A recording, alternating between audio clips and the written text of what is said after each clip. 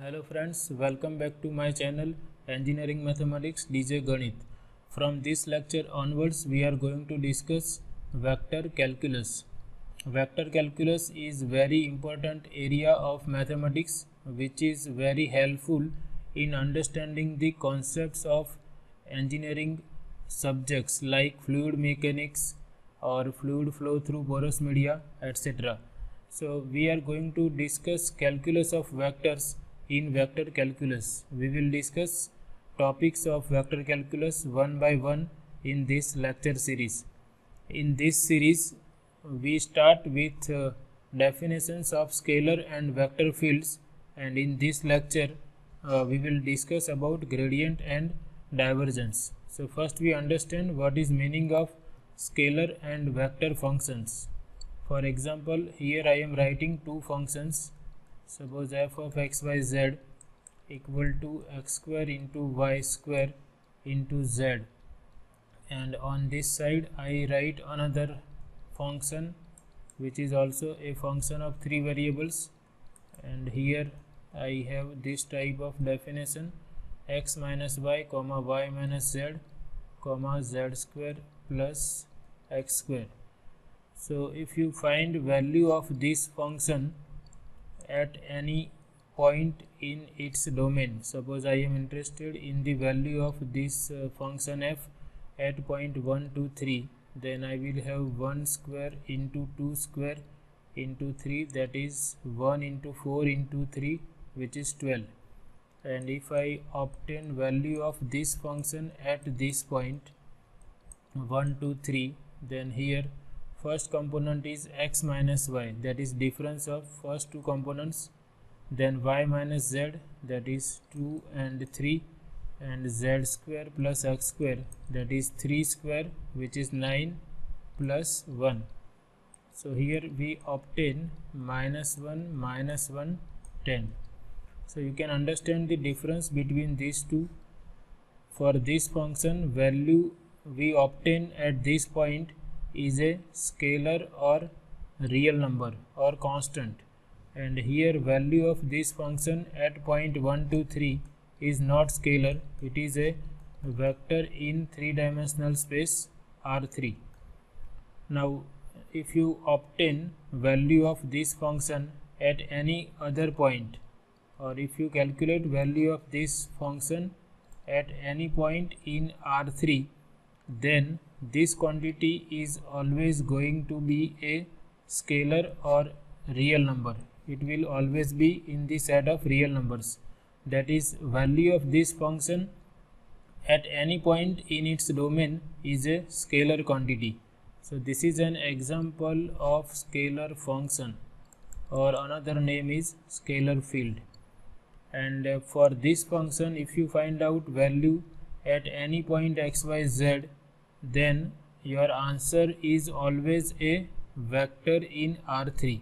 So this is an example of vector function or vector field. So we are going to deal with vector fields mainly, and for sometimes we will be dealing with scalar fields also. So you must be clear about these two definitions, scalar and vector fields. Here I have written both the definitions. First we understand scalar field.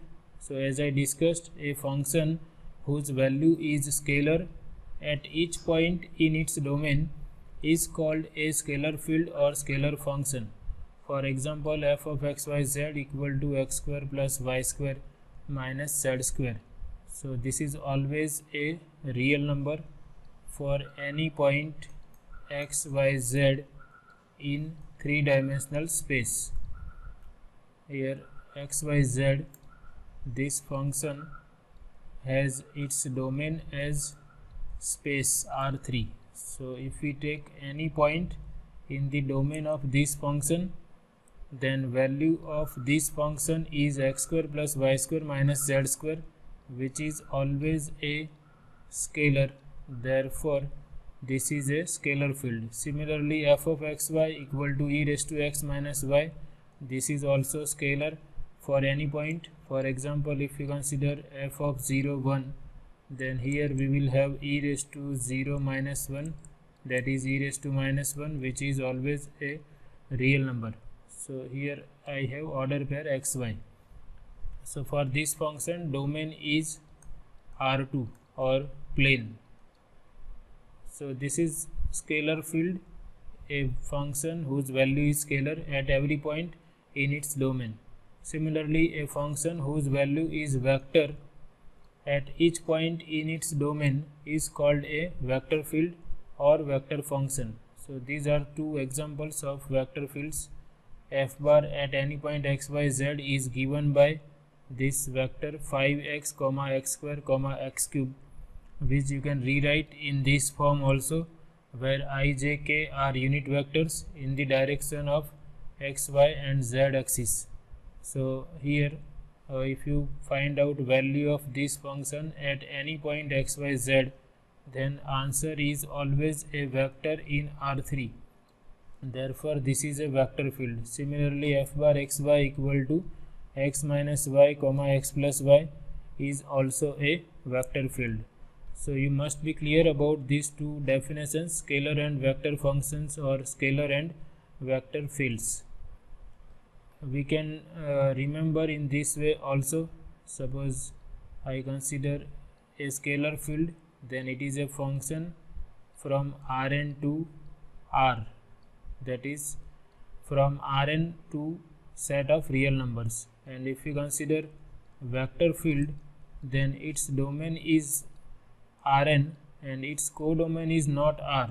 It is starting from plane, that is value of this m is greater than 1. So it can start from R2 and R3 and so on. So if this domain, codomain is Rm where m is greater than 1, then you will have a vector field, and if codomain is set of real numbers, then function is called scalar function. And to define gradient and divergence, we require this vector differential operator. It is denoted by this symbol del, and it is a vector whose components are partial derivatives. If we define for space, if we are talking about differential operator in R3, then it will consist of three components which are partial derivatives with respect to x, y and z. And if we are talking about del operator or vector differential operator in R2, then it will have two components, del by del x, del by del y. So in general we can define for R4 also. So in that case we have to consider four variables, x1, x2, x3 and x4, and in that case your del operator will be having four partial derivatives with respect to x1, x2, x3 and x4, but we will be limiting ourselves up to R3 only. So we will remember this definition for vector differential operator. If we are considering R3 or space, if we are in space, then vector differential operator has three components which are partial derivatives with respect to x, y, z. And if we are in R2, then we will consider this vector del by del x, del by del y. And using this del operator, we are going to discuss about gradient, divergence and curl. So first we define gradient, and gradient is defined for a scalar field. Gradient is defined for a scalar field. So suppose we consider small f of x, y, z as a scalar field, then gradient of f is denoted by this notation, del operator with f, and is defined as del f equal to del f by del x, del f by del y, del f by del z. This is the vector in R3 whose components are partial derivatives of given scalar function with respect to x, y, z. This is in another notation in terms of I, j, k. So here we are using this definition of del operator. We can remember in this way, del f means we are applying this del operator to function f. This is the definition of del operator, and that we are operating on this scalar function f. So from this we write this definition: del f by del x, comma del f by del y, comma del f by del z.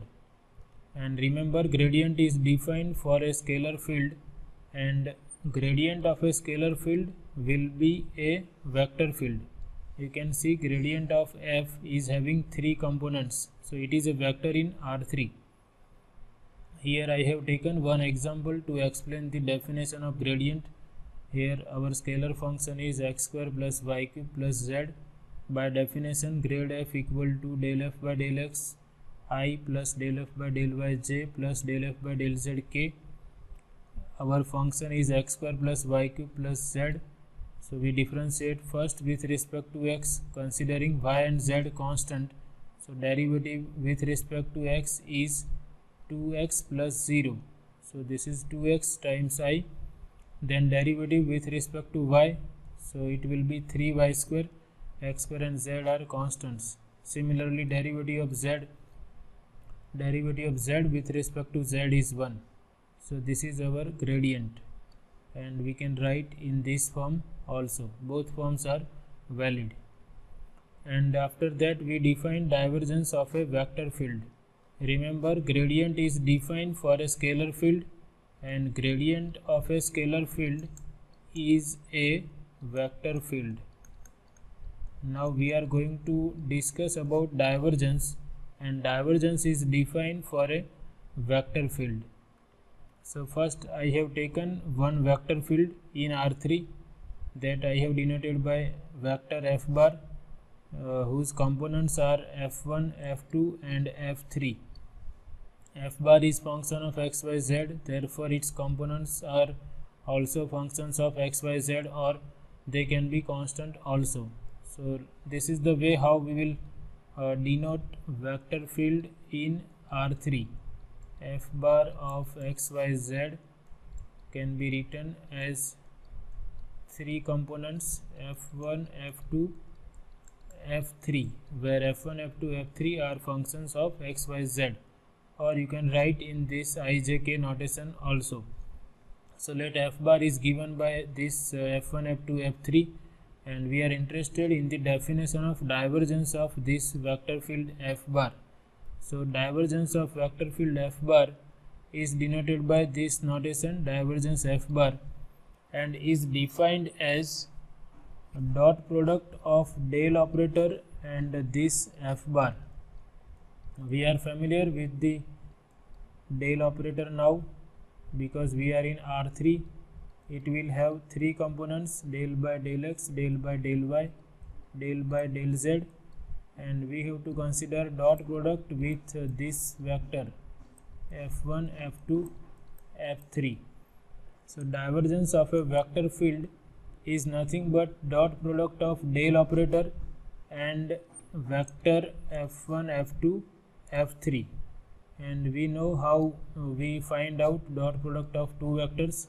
So this is equal to partial derivative of f1 with respect to x plus partial derivative of f2 with respect to y plus partial derivative of f3 with respect to z.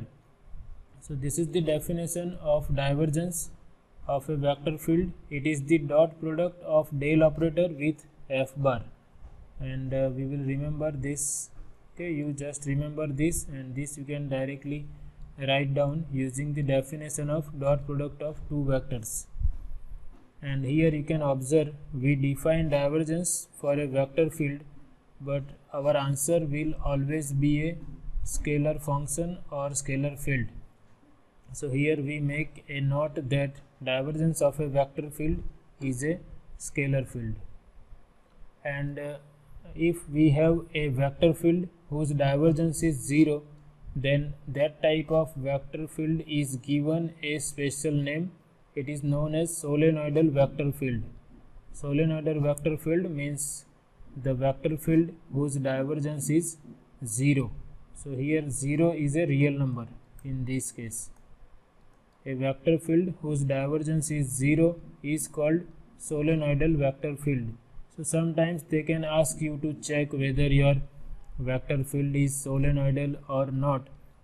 Then you must be familiar about this definition of solenoidal vector field. Okay, so if you want to show that your vector field is solenoidal, then divergence of your vector function must be 0. Here I have taken one example to explain this definition. Find divergence of f bar if f bar is given by xyz times xi plus yj plus zk. So we can simply first try to express our function in this form.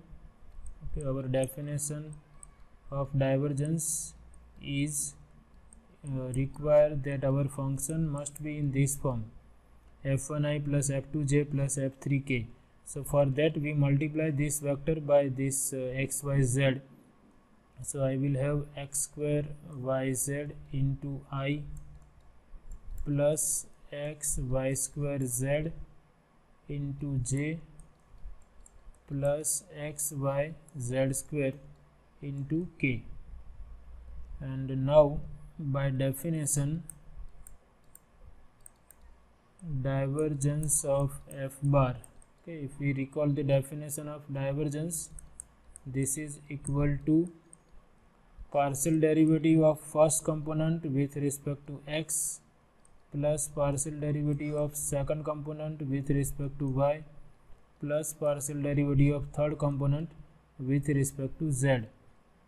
So here we differentiate this first component with respect to x, that is del by del x of x square times yz plus del by del y of x times y square z, that is partial derivative of second component with respect to y, and partial derivative of third component with respect to z. So this is equal to, here partial derivative is with respect to z, so this y into z is constant and derivative of x square is 2x, so this is 2xyz. Similarly here x into z is constant, derivative of y square is 2y, and we have 2x, x into z as it is, derivative of y square is 2y. Similarly here derivative is with respect to z, so x into y as it is, derivative of z square is 2z, so I have 2xyz. So I have 3 times 2xyz, so that will give me 6 times xy into z. So we can see here divergence is a scalar function. So remember these two definitions, they are important as far as we are discussing vector calculus, and we require another definition also, which is known as call of a vector field, that we will discuss in upcoming lectures on this series of vector calculus. So in this lecture we have discussed about gradient of a scalar function and divergence of a vector field, and if I have scalar function small f, then its gradient is given by this vector having 3 partial derivatives, and divergence of a vector field f bar having 3 components f1, f2 and f3 is nothing but dot product of del operator and this vector f1, f2, f3. So I have del f1 by del x plus del f2 by del y plus del f3 by del z, that is partial derivative of first component with respect to x plus partial derivative of second component with respect to y plus partial derivative of third component with respect to z. So this is all about this session. We will continue with this lecture series of vector calculus in upcoming days. Thanks for watching.